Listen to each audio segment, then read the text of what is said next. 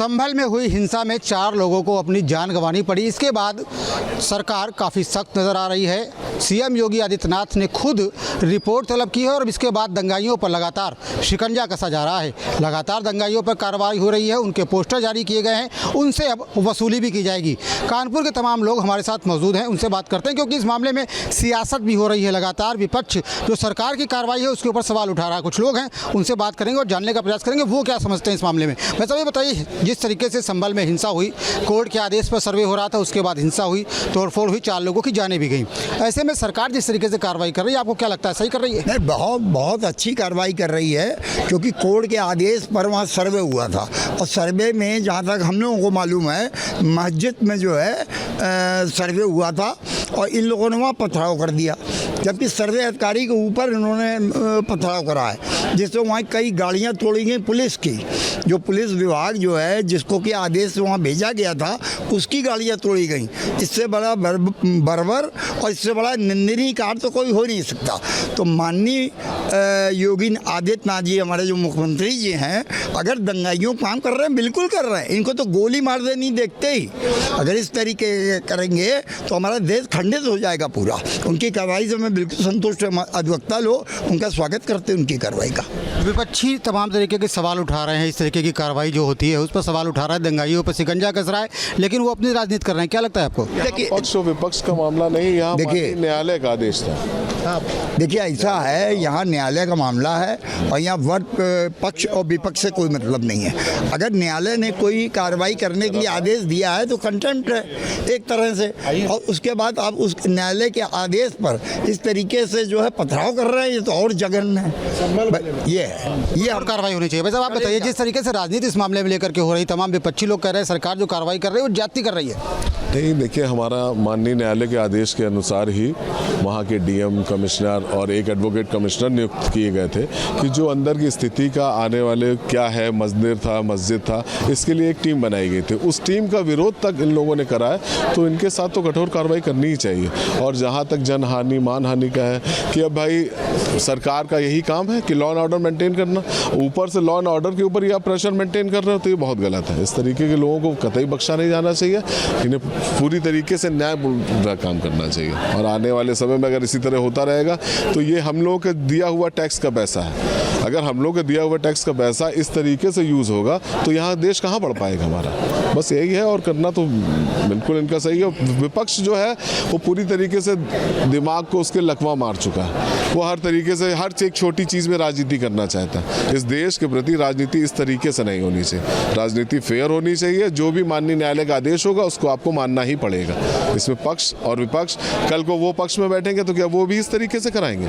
तो इनकी नीति इस गलत समझ में आ रही है। कुछ और लोग उनसे बात करते हैं। वैसे अब ये बताइए, जिस तरीके से दंगाइयों के पोस्टर जारी हो रहा है, कहा जा रहा है कि जो उन्होंने नुकसान किया है उनसे वसूली की जाएगी, कितना जायज़ है ये? दंगाइयों से तो वसूली करना बहुत जायज़ होना चाहिए। दंगाई लोग कोर्ट के आदेश की अवहेलना करके मस्जिद में घुस करके आतंकवादी कार्य कर रहे हैं, तो बड़ा निंदनीय कार्य है। इसकी हम अधिवक्ता लोग बहुत घोर निंदा करते हैं। दंगाई किसी मजहब के नहीं होते हैं। दंगाई किसी मजहब के नहीं हो। जो भी दंगाई हो, चाहे किसी भी समाज के हो, उसको हर हाल में आपको सज़ा देनी चाहिए। ये न्यायालय का आदेश है ना।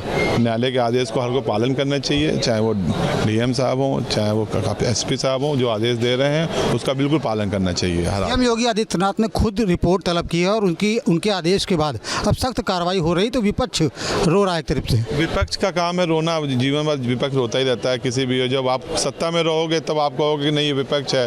विपक्ष का काम ही है रोने का। लेकिन यहाँ जो योगीनाथ कर रहे हैं बहुत सही कार्य कर रहे हैं। वो न्यायालय का आदेश है, उसमें किसी सीएम और किसी उससे मतलब नहीं है। न्यायालय के आदेश के हिसाब से कार्य हो। क्या लगता है भाई साहब, दंगाइयों से सख्ती से निपटा जाना चाहिए जिस तरीके से सरकार निपट रही है? बिल्कुल सही निपट रही है। ये विपक्षियों की साजिश है, सुनियोजित साजिश है।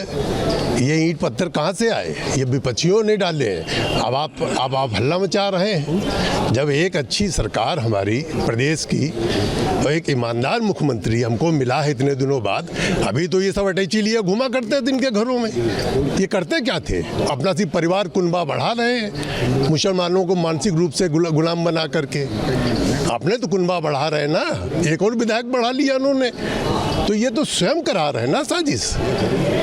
क्या लगता है भाई साहब, इस हिंसा में किसी की साजिश रही होगी? लगता है कोई पक्ष विपक्ष कोई शामिल रहा है इसमें? इस हिंसा में पूर्ण रूप से साजिश है, क्योंकि पहले ही इन लोगों ने ईंट पत्थर अपने घरों में इकट्ठे कर लिए थे, जबकि उनको ये जानकारी थी कि ये वैधानिक कार्रवाई हो रही है, ये कानूनी कार्रवाई हो रही है, इसको शांतिपूर्ण अमल में लाना चाहिए था।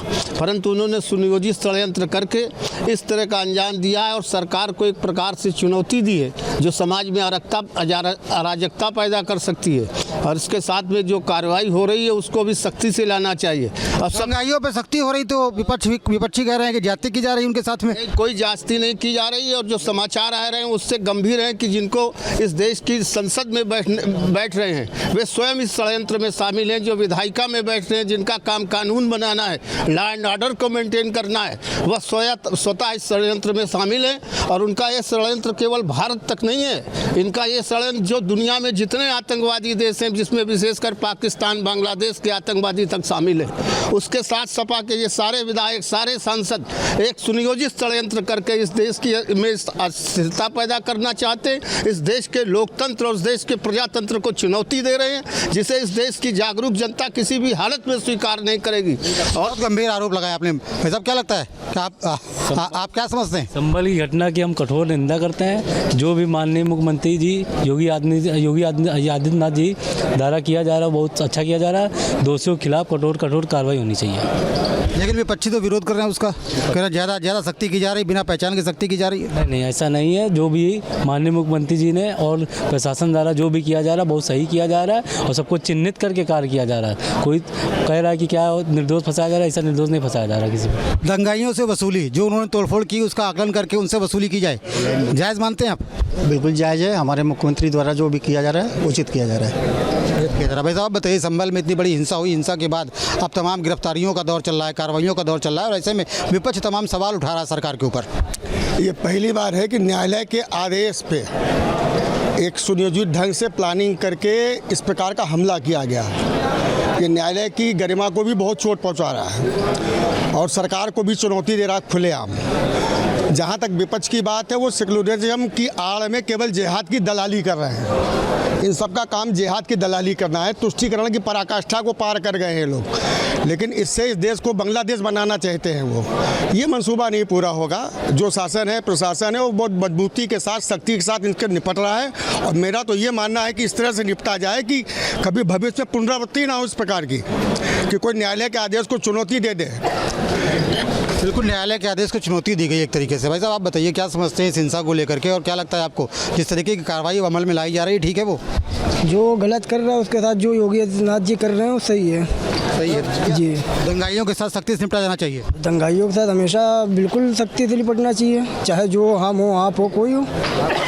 कानपुर के लोग हैं, कानपुर के लोगों ने बेबाकी से अपनी राय रखी। उनका कहना ये है कि जो दंगाई हैं उनसे सख्ती से निपटा जाना चाहिए और ऐसे मामलों में कम से कम राजनीति नहीं होनी चाहिए, क्योंकि कोर्ट के आदेश के बाद वहाँ पर सर्वे हो रहा था और उसको चुनौती देने का काम दंगाइयों ने किया।